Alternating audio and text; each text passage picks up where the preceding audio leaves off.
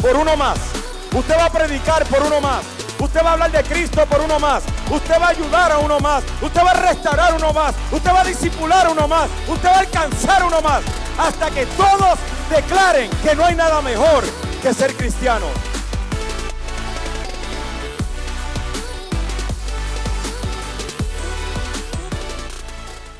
Hoy quiero hablar de un tema que en lo particular está bien cercano de mi corazón. Hoy vamos a hablar acerca de cómo Dios es sanador y cómo Dios hace milagros. Para algunas personas enseñan que si un cristiano está enfermo, es porque debe haber cometido algún pecado. Otras personas enseñan que los milagros ya pasaron, que ya el tiempo de los milagros ya pasó. Y otras personas afirman que si una persona está enferma y quiere ser sanada, o si una persona necesita un milagro, tiene que tener como un tipo de fe que obligue a Dios a hacer el milagro, que obligue a Dios a sanarlo. O sea, como si Dios estuviera mirando la condición de la persona y está con un termómetro esperando a ver si nosotros tenemos la suficiente fe para convencerlo de que haga en nuestra vida lo que anhelamos que Él haga. Y digo esto porque en realidad pues yo no estoy de acuerdo con ninguna de las tres posiciones. La semana pasada yo conté parte de un testimonio que he hablado mucho de cómo Dios formó en mi hijo José Antonio, el menor de todos, un riñón donde no había. Y hablo mucho de eso porque no es el único milagro que he visto a Dios haciendo en mi vida, pero a mí nadie me puede decir que no sucedió y yo tengo evidencias del milagro de lo que Dios hizo. Y lo que quiero decir desde el arranque es que yo creo con todo mi corazón que Dios sana, yo creo que Dios restaura, yo creo que Dios libera, pero tengo muy claro que Dios no tiene que hacer absolutamente nada más por nosotros. Que Dios no está obligado a contestarme una oración, que Dios no está obligado a hacer un milagro en mi vida, Dios no está obligado a sanarme, porque lo mejor ya Él lo hizo en la cruz del Calvario cuando entregó a su Hijo a morir por mis pecados. Pero sí creo en que Dios hace milagros y sí creo que Dios sana. Y la razón y el propósito por lo que Dios sana y hace milagros es hoy la misma por la que hacía milagros cuando Cristo caminó sobre la tierra. Y de eso es que hoy vamos a estar hablando. Vaya al libro de Lucas capítulo 4.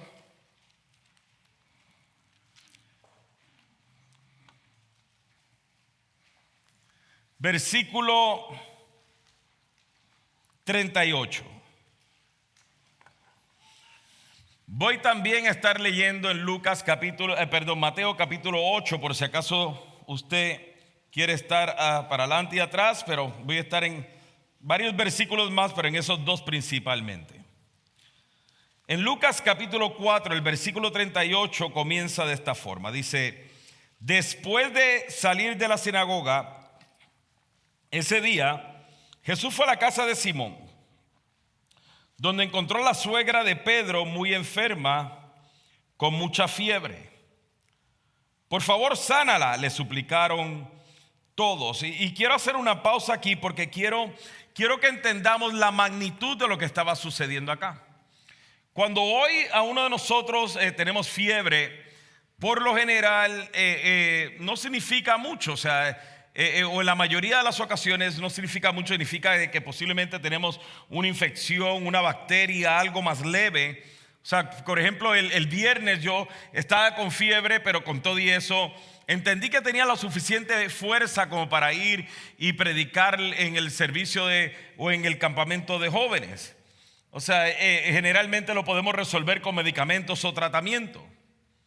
Pero en este tiempo que nos está hablando acá, y la razón por la que vemos acá nuevamente la palabra que enseñamos la semana pasada acerca de súplica, es porque cuando en este tiempo una persona tenía fiebre, por lo general las personas a su alrededor entendían que la persona estaba pronta a morir.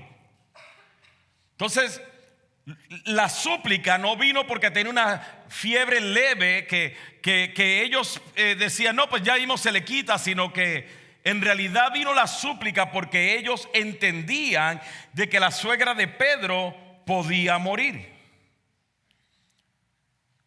Y luego continúa diciéndonos en el versículo 39, de pie junto a su cama, Jesús reprendió a la fiebre y la fiebre se fue de la mujer. Miren lo que continúa. Ella se levantó de inmediato y les preparó una comida. Ahora, traigámoslos al tiempo de hoy. Imagínese, usted tiene un familiar, un amigo, un hijo, sus padres están enfermos. Usted llega el Señor a su casa, le dice, por favor, te suplico que lo sanes. Mira, tenemos miedo de que muera. Y ahora viene y ocurre el milagro, ¿sí? Él se para, ora por ella, ella se levanta y nos dice, inmediatamente les preparó comida. ¿Cuántos de nosotros hubiéramos visitado a esa persona, hubiéramos estado ahí y hubiéramos considerado que la acción de Jesús era una acción desconsiderada porque esta persona que estaba en cama a punto de morir, que ahora está sana, ahora Jesús permite que se levante y le prepare comida? Sea honesto con usted mismo. ¿Cuántas veces nosotros hemos visto a alguien que Dios hace un milagro en su vida y lo primero que pensamos es de que, oye, tienes que disfrutar ahora tu vida? Y el asunto es que seguimos bajo este patrón y esta línea de pensamientos que Dios existe para nosotros y no que nosotros existimos por Dios. Muchas personas, cuando Dios los bendice con un milagro, sea cual sea, un nuevo trabajo, una familia, sanidad, una oración contestada con lo que sea, por lo general no piensan en cómo mostrar una mayor gratitud, no piensan en cómo ahora este milagro me da la oportunidad y la capacidad de servir más a Dios. Más bien lo que piensan es, ¿cómo puedo servir menos para disfrutar más del beneficio de lo que Él ha hecho en mi vida?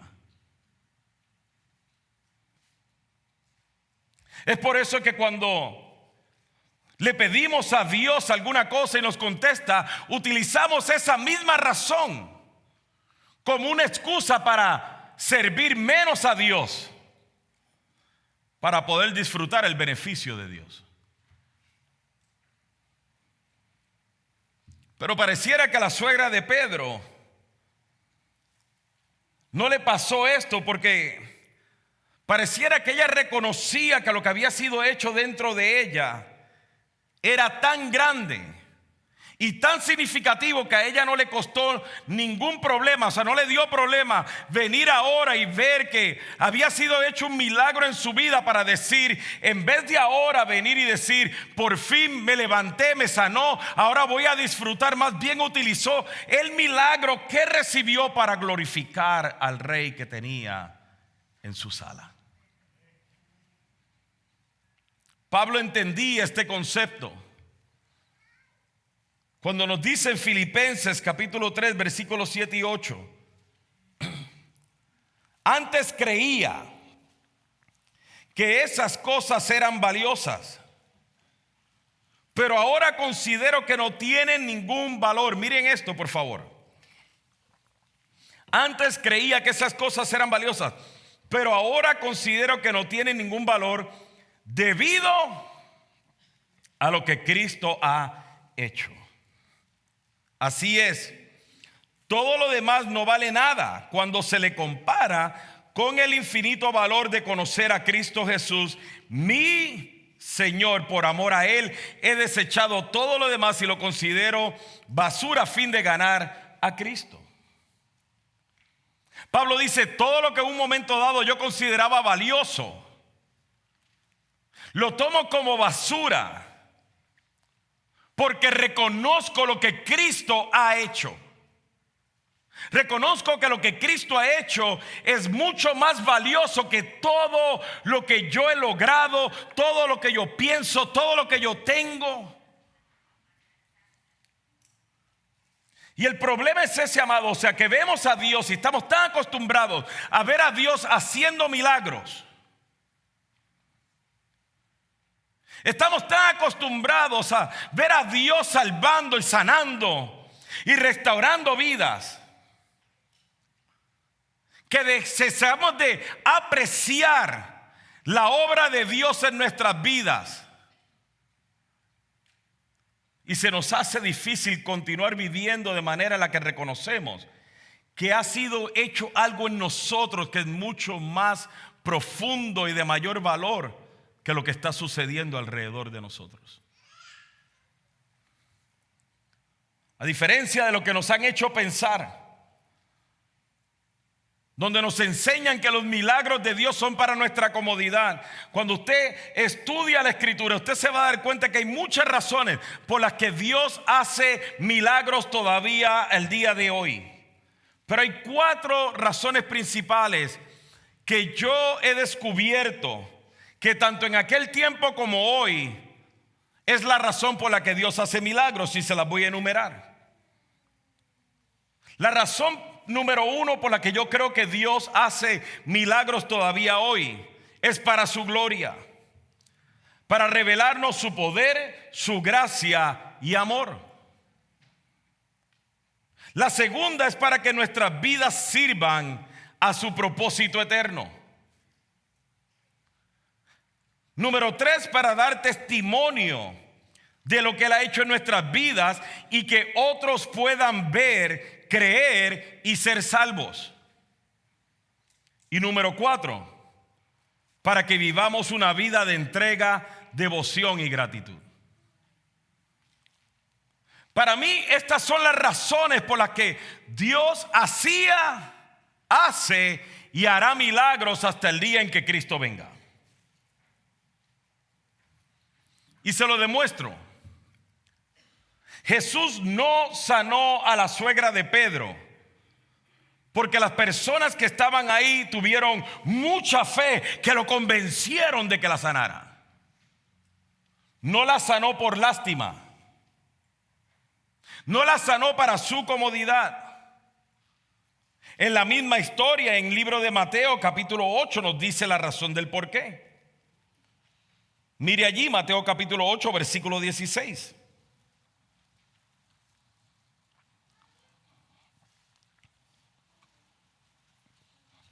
Le voy a leer desde el versículo 14 para que usted vea que hablamos de la misma historia. Dice, cuando Jesús llegó a la casa de Pedro, la suegra de Pedro estaba enferma en cama con mucha fiebre. Jesús le tocó la mano y la fiebre se fue. Entonces ella se levantó y le preparó una comida. Aquella noche le llevaron a Jesús muchos endemoniados. Él expulsó a los espíritus malignos con una simple orden y sanó a todos los enfermos. Así se cumplió la palabra del Señor por medio del profeta Isaías, quien dijo: se llevó nuestras enfermedades y quitó nuestras dolencias. Jesús sanó a la suegra de Pedro para que se cumpliera lo que el profeta Isaías había declarado, que el Mesías sería identificado porque el Mesías se llevaría en él, sanaría todas nuestras dolencias y nuestras enfermedades. Y ahí Mateo nos lo dice claramente: la única razón por la que Jesús sanó a la suegra de Pedro no fue por lástima, no fue porque lo convencieron de que lo hiciera. La sanó para que todo el mundo viera que Él es el Mesías. Lo cual nos revela el por qué a ella no le pesó ponerse de pie de inmediato y servirle.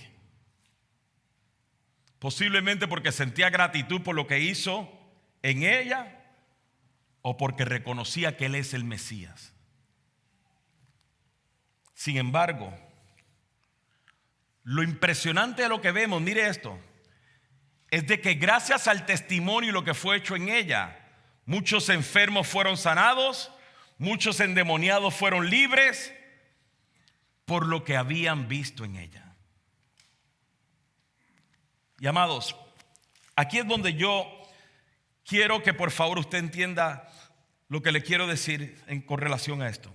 Porque quiero ser muy cuidadoso con esto.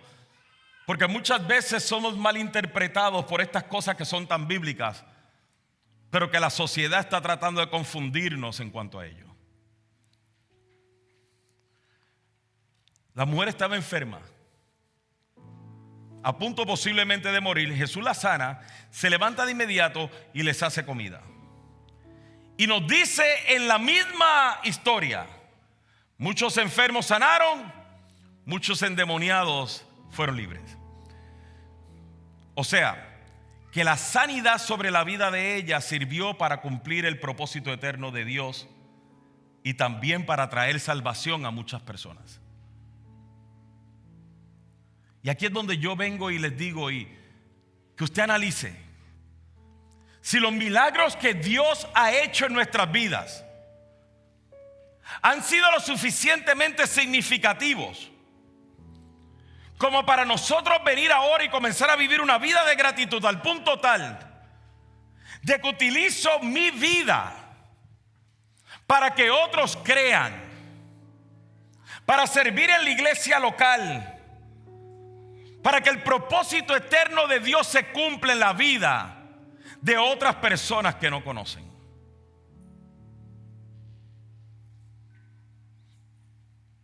Porque nos han enseñado que los milagros no.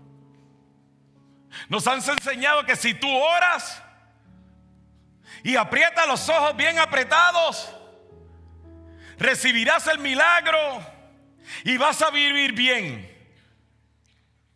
Cuando los milagros de Dios no son para nuestra comodidad. Usted entiende que cada persona que sirvió en este campamento de jóvenes o que sirvió en campamento de niños hace una semana atrás, cada persona que le dio un abrazo o un saludo, un estrechón de manos cuando usted entró, cada persona que está haciendo posible que este mensaje sea transmitido a través de las redes, cada persona que viene cada miércoles a ensayar para ministrar la alabanza y la adoración acá, cada persona que le está enseñando a los niños en la parte de atrás, cada persona que está ahora mismo en el área de jóvenes, invirtiéndose en esos jóvenes, cada persona que esté en el sonido, cada persona que esté en media, cada persona que esté en mi café, cada mentor, cada ministro, lo que está haciendo, lo está haciendo, nace de la gratitud que tiene por lo que Cristo ha hecho en sus vidas, para que se cumpla el propósito eterno en su vida y en la mía.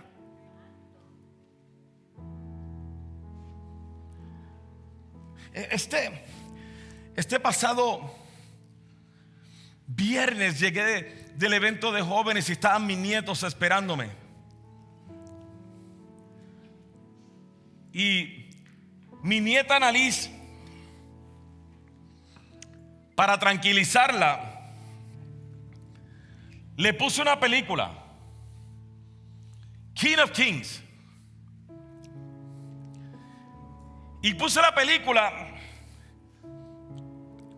y le dije: nena, ¿la quieres ver en inglés o la quieres ver en español para que tu abuela entienda?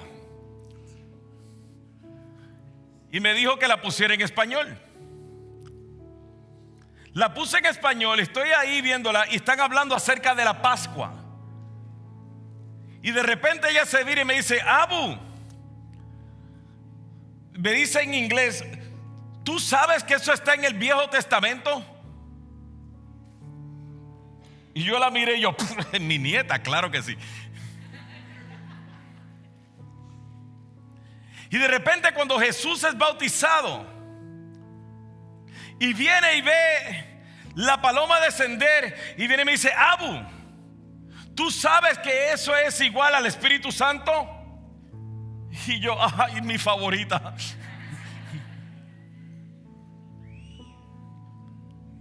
Pero ¿sabe qué pensé? Yo no le he enseñado eso a ella. Donde primero lo escuchó la palabra Pascua, no fue ni por su mamá. Yo creo que su mamá no sabe lo que significa la palabra Pascua. Ella conoce Passover en inglés. Pero algún maestro, alguna maestra en Café Kids, en algún momento dado le mencionó hacer. ¿Sí me entiende lo que quiero decir? Alguien en Café Kids, de la gratitud que tenía por lo que el Señor hizo en su vida, sacó su tiempo para prepararse entre la semana para venir el domingo para enseñarle a estos niños inquietos, para que ahora mi nieta pudiera ver una película y no dependiera de lo que la película le enseñaba, sino que la película confirmaba lo que alguien de su gratitud sirviendo al Señor le invirtió a ella, para que ahora ella tuviera la convicción en su corazón. Porque alguien en algún momento dado decía: yo quiero servir por lo que Cristo ha hecho en mi vida.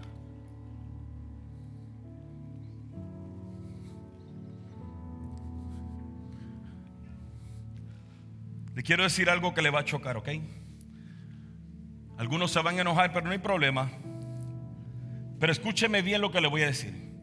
Si Dios hace un milagro en mi vida, el que sea, de restauración, de sanidad, si me da una familia, si me da un nuevo trabajo, si me da una casa, si me da un negocio, lo que sea que haga, y ese milagro que Él hace no me lleva a una mayor relación con Cristo, si no me lleva a una actitud de devoción, entrega y gratitud, si no me lleva a servirlo a Él, si no me lleva a comunicarle a otros acerca de lo que Él ha hecho en mi vida para que ellos pongan su fe en Cristo, de nada sirve ese milagro. De nada sirve.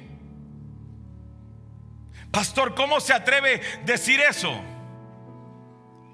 Porque los milagros a la luz de la Escritura son para revelarnos su poder, su gracia, su amor. Es para que sirvamos al propósito eterno de Dios. Es para dar testimonio de lo que Él ha hecho en nuestras vidas y que otros crean. Es para que vivamos una vida de entrega, devoción y gratitud, no para nuestra comodidad.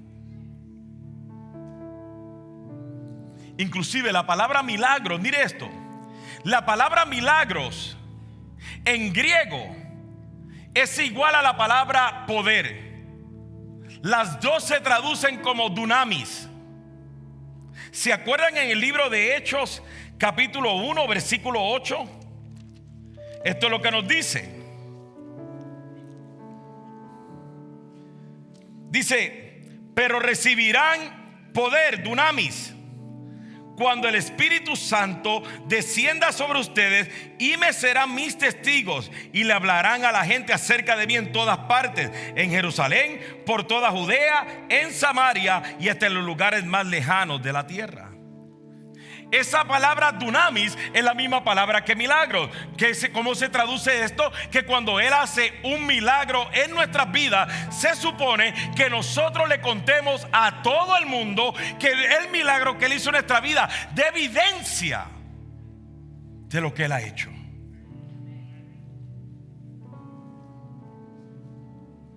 Pero el falso evangelio de la prosperidad nos ha enseñado que los milagros son para que vivamos bien en la tierra. Y no nos han enseñado que no. Que los milagros son para darle gloria a Él con nuestra vida.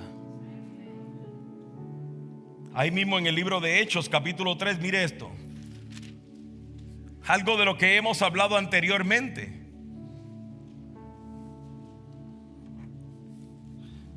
Había un hombre cojo de nacimiento, lo llevaban todos los días, lo ponían junto a la puerta del templo para que pidiera limosna. Cuando él ve a Pedro y a Juan, le pide una limosna. Ellos le dicen: no tengo plata ni oro, pero lo que tengo te doy. Declaran la palabra: levántate y camina sobre él. Versículo 7 dice: entonces Pedro tomó al lisiado de la mano derecha y lo ayudó a levantarse, y mientras lo hacía, al instante los pies y los tobillos del hombre fueron sanados y fortalecidos. Se levantó de un salto, se puso de pie y comenzó a caminar. Luego entró en el templo con ellos caminando, ¿A dónde entró, amados? ¿A dónde entró? ¿Cómo entró? Saltando, caminando y reconociendo que lo que él hizo fue tan grande en él que él tenía la necesidad de alabarlo. Nadie le dijo: oye, mira, así es que cantamos, así es que adoramos, esto es lo que tienes que hacer. No, él reconocía que lo que había sido hecho en él era tan significativo que ahora él decía: oh, yo quiero alabarlo a él, yo quiero exaltarlo a él.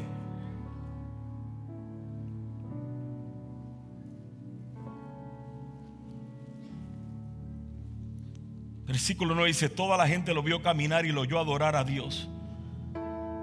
O sea, ahora fue testimonio para todos los demás. Cuando se dieron cuenta de que era el mendigo cojo que muchas veces se habían visto junto a la puerta hermosa, quedaron totalmente sorprendidos, llenos de asombro. Salieron todos corriendo hacia el pórtico de Salomón, donde estaba el hombre sujetando fuertemente a Pedro y a Juan. Mire el versículo 12. Pedro vio esto como una oportunidad y se dirigió a la multitud. Pueblo de Israel, dijo: ¿qué hay de sorprendente en esto? ¿Y por qué nos quedan viendo como si hubiéramos hecho caminar a este hombre con nuestro propio poder y con nuestra propia rectitud?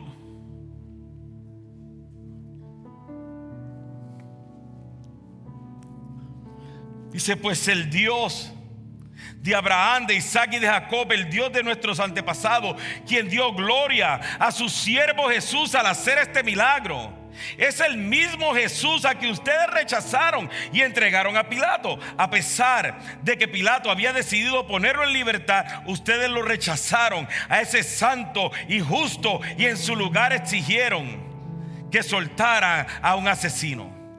Ustedes mataron al autor de la vida, pero Dios lo levantó de los muertos y nosotros somos testigos de ese hecho. Versículo 16. Por la fe en el nombre de Jesús, este hombre fue sanado, y ustedes saben que él antes era un lisiado. La fe en el nombre de Jesús lo ha sanado delante de sus propios ojos.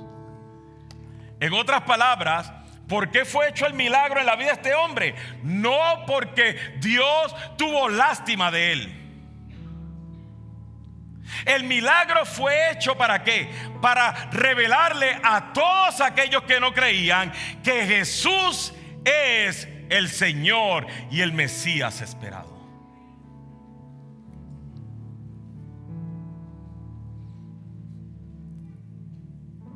Lo cual nos debemos preguntar: ¿por qué Dios nos ha hecho un milagro en mi vida o en tu vida? ¿Será porque conoce nuestros corazones y sabe que lo que estamos buscando es nuestra propia satisfacción y no darle a Él gloria? Con esto termino. Vaya al libro de Santiago, capítulo 5.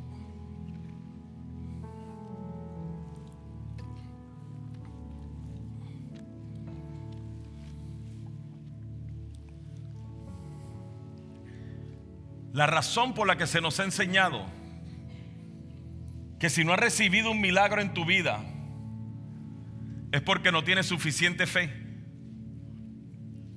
Es porque Dios te puso el termómetro de fe y no diste en el blanco. No llegaste al nivel. Es porque utilizan este versículo que les voy a leer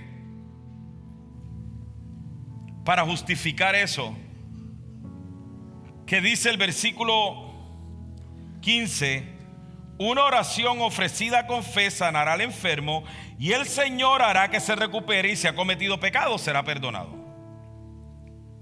Lo que no podemos ignorar es lo que nos dice antes de llegar al versículo 15. Si usted lee el versículo 7, dice: amados hermanos, tengan paciencia mientras esperan el regreso del Señor. Piensen en los agricultores que con paciencia esperan las lluvias en el otoño y la primavera, con ansias esperan a que maduren los preciosos cultivos. Ustedes también deben ser pacientes. Anímense, porque la venida del Señor está cerca. Hermanos, no se quejen unos de otros o serán juzgados. Pues miren, el juez ya está a la puerta. Amados hermanos, tomen como ejemplo de paciencia durante el sufrimiento a los profetas que hablaron en nombre del Señor. Honramos en gran manera a quienes resisten con firmeza en tiempo de dolor. Por ejemplo, han oído hablar de Job, un hombre de gran perseverancia. Pueden ver cómo al final el Señor fue bueno con él, porque el Señor está lleno de ternura y misericordia. ¿Qué nos está diciendo? Nos está diciendo que no permitamos que las situaciones dolorosas en nuestras vidas nos confundan y nos roben la paz, y nos roben la fe, y nos roben la habilidad de poner nuestra esperanza en el Señor, sino que continuemos creyendo, siendo perseverantes y con paciencia. Yo creo en milagros. Y mire, le puedo ser honesto. Dios ha hecho milagros en mi vida que yo nunca oré por ellos. Y hay otras situaciones por las que he clamado y suplicado y rogado, y Dios no me ha contestado conforme a lo que yo espero. Pero mi fe no está basada en los milagros que Él haga o no haga en mi vida. Porque lo que sí es cierto y consistente es de que hemos recibido, para los que estamos en Cristo, el mayor milagro que podemos considerar sobre la faz de la tierra. Que siendo Dios, no estimó el ser igual a Dios como cosa que aferrarse, sino que tomó forma de hombre, y estando en la condición de hombre, se entregó a sí mismo por nuestros pecados. Murió en una cruz como muere un criminal. Dio su vida por nosotros, resucitó al tercer día para darnos salvación y vida eterna. De nada me serviría un milagro en la tierra y no tener vida eterna. Pero si tengo vida eterna, he recibido el mejor milagro que puedo recibir en la tierra. Entonces, pastor, díganos, ¿oramos por los enfermos? ¿No oramos? ¿Oramos por un milagro? ¿No oramos? La Biblia no los contesta. Dice versículo 13: ¿alguno de ustedes está pasando por dificultades? Que ore. ¿Alguno está feliz? Que cante alabanzas. ¿Alguno está enfermo? Que llame a los ancianos de la iglesia para que vengan y oren por él y lo unjan con aceite en el nombre del Señor. Una oración ofrecida con fe sanará al enfermo, y el Señor hará que se recupere. Si ha cometido pecados, será perdonado. Luego nos dice que oremos los unos por los otros, que oremos para ser sanados, que la oración ferviente de una persona tiene mucho poder y da resultados maravillosos. ¿Cómo reconcilio esto? Así va, con esto termino. Sí tenemos que orar por los enfermos. Sí tenemos que orar por las personas que están atadas. Sí tenemos que orar por una restauración matrimonial familiar. Sí tenemos que orar por ese hijo. Sí tenemos que orar por esa persona que está pasando esa dificultad. Sí tenemos que orar por aquello que anhelamos que suceda. Pero debemos orar para que cuando Dios haga el milagro, la persona que reciba el milagro entienda que lo que fue hecho en ellos es tan significativo que los lleve a ellos ahora a poner su fe en Cristo y puedan ser salvos por la eternidad. Porque vuelvo y lo digo, de nada nos serviría que nos haga un milagro en la tierra y aún así no tener vida eterna. Pero también debemos orar a que cuando Dios haga el milagro, o si Dios ha hecho algún milagro en nuestra vida y eso no nos ha llevado a una vida de consagración y gratitud y servicio y adoración, que nos arrepintamos y le pidamos perdón a Dios, porque no estamos usando entonces el milagro que hizo en nosotros para darle gloria a Él. Póngase de pie, por favor.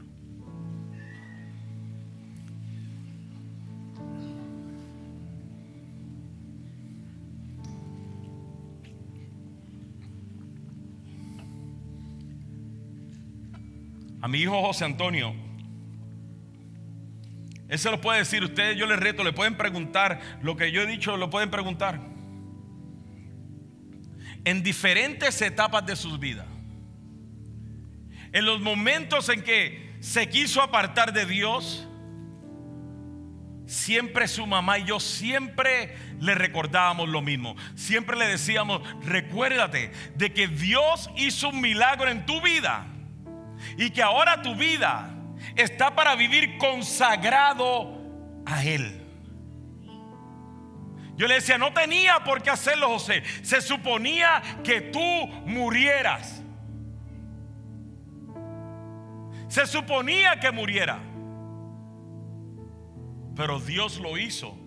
No porque, oh wow, era el pastor Richard. Yo ni era pastor en ese tiempo. Yo estaba apenas conociendo de Cristo. No fue para afirmar mi fe. No fue porque sentía lástima por mí. Fue porque quiso hacer la obra en Él. Y siempre se lo digo, porque tu vida está marcada para que otros vean y crean. Pero si no, de nada sirve que te haya sanado. Suena duro, bíblico, pero duro. Por eso mi pregunta es: ¿qué anhelas que Dios haga? ¿Hay un milagro que estás esperando?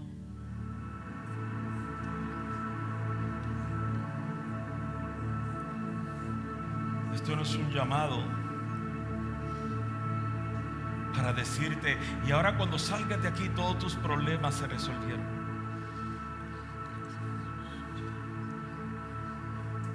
Ni es el tipo de llamado de darle 7 vueltas a tu Jericó y las murallas caerán. Es el tipo de llamado de enseñarnos a nosotros romper con la indiferencia, el orgullo, en ocasiones la prepotencia de pensar que conocemos todo acerca de Dios, cuando Él disfruta hacer nuevas cosas en nosotros que nos atraen aún más a Él y nos dan una mayor revelación de Él.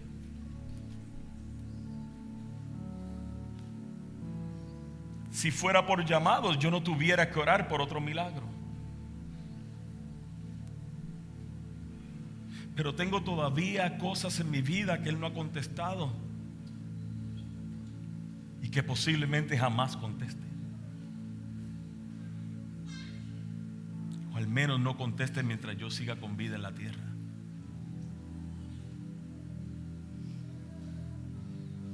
mi convicción es de que Él me ama tanto que murió por mí, para que yo tenga salvación y vida eterna. De eso estoy seguro. Ponga su confianza completamente y total en Él. Y cuando te conteste este milagro, o te conteste el otro, o haga lo otro, sigue poniendo tu confianza, porque no es cierto de que nos conteste un milagro y luego tenemos otro problema y esperamos otro milagro. Necesitamos vivir una vida de dependencia, sometimiento y gratitud a Él. Cierren sus ojos una vez más, por favor, no se mueva nadie donde está. Yo quisiera hacerle una invitación a usted que no le ha entregado su vida a Cristo.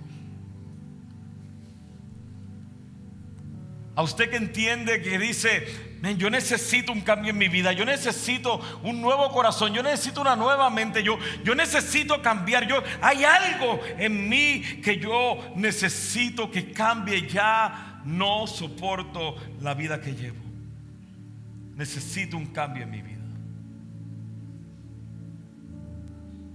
Yo quiero en este momento darte la oportunidad a que tú le entregues tu vida a Cristo y lo reconozcas como tu Señor y Salvador. Así que ahí donde estás, si estás aquí al frente o estás allá en la silla, no importa.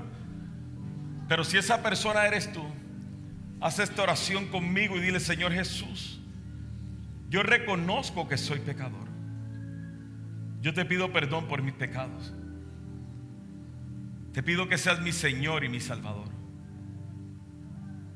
Te necesito a ti. Te entrego mi vida. Sálvame, Señor. Cuánto amor recibimos de Dios a través de su palabra.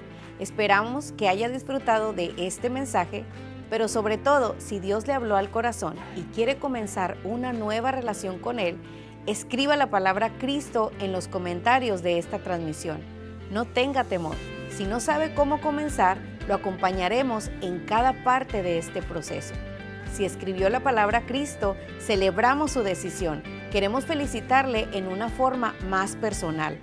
Alguien de nuestro staff le estará enviando un mensaje para saludarlo y ayudarlo en las dudas que usted pueda tener.